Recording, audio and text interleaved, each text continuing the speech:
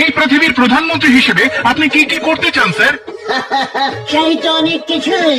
প্রথমেই যেটা করব, প্রতিটি স্কুলে পরীক্ষা বন্ধ করব। ওইসব কি বলছে হরেন? গরমের ছুটি 3 মাস, শীতের ছুটি 3 মাস, পুজোর ছুটি 6 মাস করে দেব।